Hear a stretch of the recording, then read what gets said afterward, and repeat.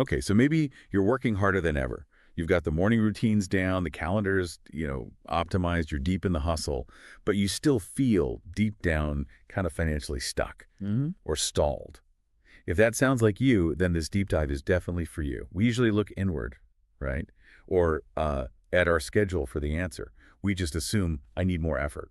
And that assumption, well, according to the research we looked at, that might be exactly what's holding you back because the real issue isn't always your effort level. It could be these quiet, persistent forces operating all around you every single day.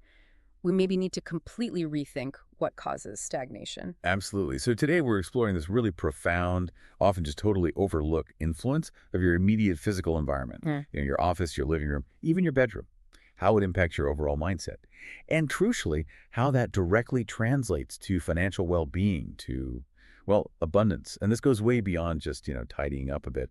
We're really diving into how to decode this silent language your environment's been speaking. Exactly. Our mission here is to shine a light on how these subtle environmental cues might actually be shaping your reality, often in ways you don't consciously register. And yeah, potentially hindering your financial progress. We're hunting for those invisible anchors, the things creating friction in your daily life without you even realizing it. And the sources we pulled, they didn't hold back at all. They hit us with a claim that's, frankly, pretty aggressive. Stating directly, your environment is lying to you. That's not just catchy phrasing. It implies, like, active sabotage, almost. And the material makes it clear this influence is way more fundamental than just, simple organizing systems or general decluttering. It's suggesting your surroundings are quietly dictating your potential for abundance, sending these continuous messages about what you're worth, what you can achieve. Oh, okay, wow. Let's unpack that. This idea of unseen forces dictating our outcomes. It's a lot. If our environment is potentially actively fighting us, what are these hidden structures the sources want us to identify? Right. The material calls them the invisible walls. These aren't physical walls, obviously. They're the mental and psychological blocks that your physical space imposes. They're the friction points we mentioned. Think about the classic example they detail, the perpetually cluttered desk. Oh, wait, okay, I might be guilty here. I tend to compartmentalize mess. I tell myself, look, it's just where I drop papers. It doesn't really affect the high-level strategy I'm working on. How exactly does a messy desk become one of these invisible walls? Well, the mechanism is what's really key here. It's not actually about the papers themselves. It's the constant, low-level cognitive drain they create. Every time your eye catches that stack of papers, maybe out of the corner of your vision, your brain registers an unfinished task, or an unmade decision, or some admin chore you need to do. It's kind of like having 20 background apps running on your mental computer. They're constantly draining your processing power. Uh, So this leaves you with fewer resources for the high value stuff like strategic financial planning or creative problem solving. That's the hidden mechanism of the invisible wall. that makes the whole cluttered desk equals mental block idea suddenly feel very concrete. It's not just a vague feeling. It's actual, maybe even measurable resource depletion. Precisely.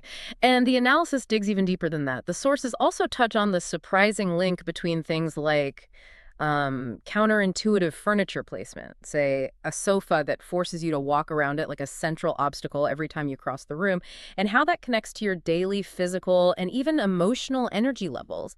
If your living space creates even slight physical friction, It subtly drains motivation. exactly, the environment is either supporting the flow of your energy or it's actively Yeah. obstructing it. There's not much in between. Okay, I can see the connection to older principles like feng shui, which talk a lot about flow. But for a modern person, I mean, does that really still matter? Isn't that sometimes just a convenient excuse for not cleaning up? Well, if we connect this back to the modern psychological perspective, it absolutely matters. The underlying principles aren't really about superstition. They're about minimizing mental friction. If your path to your workspace, or even just the layout of the area where you make key decisions, is complicated or cluttered, you introduce friction. And that friction lowers the probability of you taking action. It just makes things harder. The spatial relationships in your home are either streamlining your decisions or they're actively fighting against your best intentions. Okay. That brings us to the next logical step then. If we recognize these invisible walls might exist, how do we move from just, you know, recognizing the problem to actually decoding the specific signals, the things we can interpret and then influence? This is where it gets really strategic, I think. What are the environmental cues that seem to separate people who feel stuck from those who achieve consistent, sustainable success? Right. We need to analyze how successful individuals tend to approach their space, not just as a reflection of status, but more like a performance tool. And one of the clearest insights we found was around the really intentional application of design and psychology. Take color psychology in a workspace, for example. It sounds simple, maybe even a bit fluffy, but the sources detailed how specific colors can be chosen deliberately to directly impact decision-making quality and endurance throughout the day. You give me an example, like the strategic approach versus just the, oh, that looks nice approach. Because I think most people hear intentional design and immediately think, buying the most expensive furniture. Yeah, and that's the key difference between luxury and strategy. It's not about needing a $5,000 ergonomic chair, though that might be nice. It's more about making sure the dominant colors in your workspace, maybe specific greens or blues, depending if you need calm focus or energetic brainstorming, are actively working to reduce your decision fatigue, say, in hour 6 of your workday. Successful people often invest in this because they view their environment as providing a quantifiable return on investment in their productivity and well-being. It completely reframes the idea of a home office, doesn't it? It becomes an operations center, not just a room with a desk. But I have to ask about something else the sources mentioned, these hidden energy drains, things like poor lighting or broken fixtures. Isn't labeling a burnt-out light bulb an energy drain, maybe? Just a fancy excuse for procrastination, putting off fixing it. That's a fair question, definitely raises an important point. But the sources argue these subtle imperfections matter precisely because they break the integrity of the environment's overall message. A broken fixture, a flickering light, maybe even just an unpleasant view out the window. It sends this continuous, subtle message to your subconscious, something like, this place is neglected, things here are incomplete. And this tiny, constant drip of negativity subtly depletes motivation. It can even lower your subconscious standard for what level of imperfection is acceptable in other areas of your life. Including your finances. Wow. Exactly. You're essentially being anchored by this low-level, unresolved chaos in your immediate surroundings. Okay, if that's true, if my environment is potentially anchoring my motivation down, how does this translate directly to, the listener's bank account? We've covered mindset and energy, but where's the direct line to actual financial outcomes? Well, this brings us right to the core connection proposed by the sources. They actually label it the mirror effect. Simply put, your physical reality often reflects your internal capacity for organization and control. So, a home environment that feels chaotic, disorganized, or maybe full of unresolved projects, it often mirrors a budget that's also chaotic, characterized maybe by reactive spending, misplaced financial documents, just general anxiety around money. The argument is that the two systems, your physical space and your financial space, are deeply interconnected. So it's like the tangible, visible representation of internal disorder. If your environment is constantly telling you subliminally that things are out of control, then that message gets internalized and it manifests in how you manage your resources, time, energy, money. Right. I have to admit, seeing that potential connection between, say, my own chaotic utility closet and my periodically chaotic investment approach, Oh. yeah, that hits a little too close to home. And that vulnerability, that recognition, is exactly the mindset shift the sources say is necessary.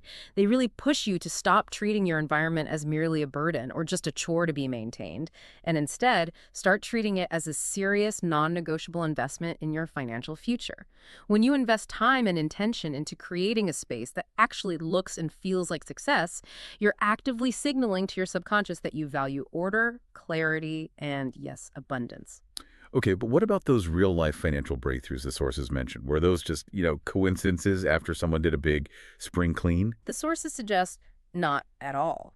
They provided several anecdotal scenarios where actively eliminating these environmental blocks led to pretty immediate, quantifiable financial improvements. Take the example of the person who finally organized their miscellaneous drawer in the home office. You know, the one where all the old bills and random statements go to die. Well, in the process of just bringing order to that one small zone, they discovered they were still paying for two dormant subscription services and an old insurance policy that had actually been replaced years ago but never canceled. Whoa. So the act of physical decluttering directly led to finding actual leaks in their budget, freeing up, what, maybe hundreds of dollars a month? That's a tangible financial breakthrough, absolutely, not just a mental boost. Exactly. The removal of those invisible walls, let's call them, and the resulting mental clarity just freed up their attention. It allowed them to spot opportunities and leaks that were literally right there under their nose the whole time. The environment stopped being an obstacle and actually started becoming an ally in their financial life. That's incredibly compelling. really strong evidence for taking some kind of immediate action. Okay, let's transition now to the practical side. If we accept that our environment might be, lying to us or draining us, Yeah. what are the very first, most practical, actionable steps the listener can take, maybe even today? Right. The initial action recommended is a kind of high stakes, really honest personal audit of your space. Walk through your main productivity and relaxation areas, your desk, your kitchen counter, maybe your favorite reading chair, and identify those obvious clutter points first. But more importantly, try to spot the subtle energy drains we talked about, the light bulb that's been out for 6 months, the wobbly chair you hate, that depressing view you always try to ignore. Note them all down, be honest. And the fixes don't necessarily require a major renovation loan, which is good news for the wallet right now.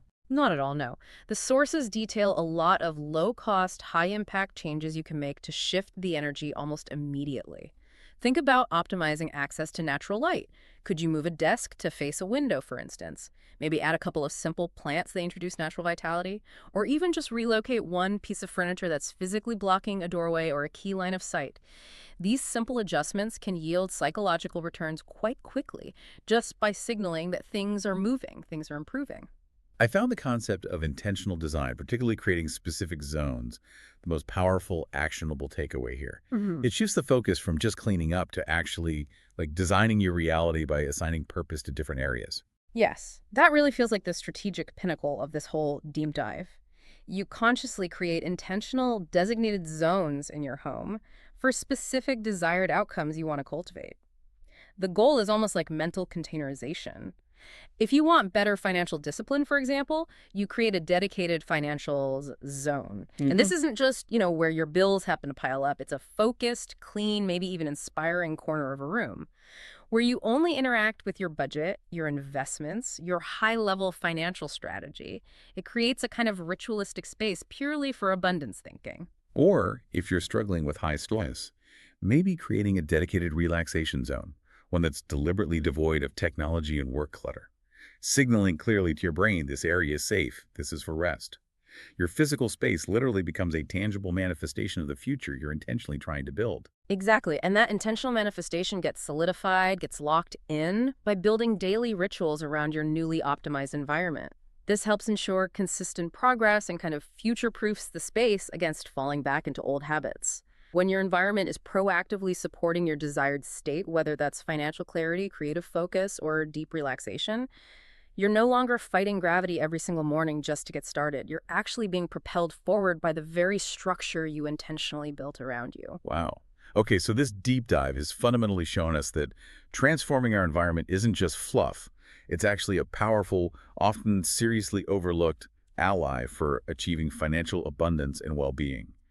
It feels like a potential shortcut to understanding how your physical space can literally dictate your mental and financial potential if you stop letting it lie to you. Absolutely. And this means that for many people listening, people who feel like they've tried everything else, the hustle, the productivity apps, all the books, maybe the solution isn't adding yet another thing to their already full plate. Perhaps it's simply taking a really honest inventory of their surroundings and consciously changing the conversation their own walls are having with them. So here's a final provocative thought for you to maybe mull over as we wrap up this deep dive.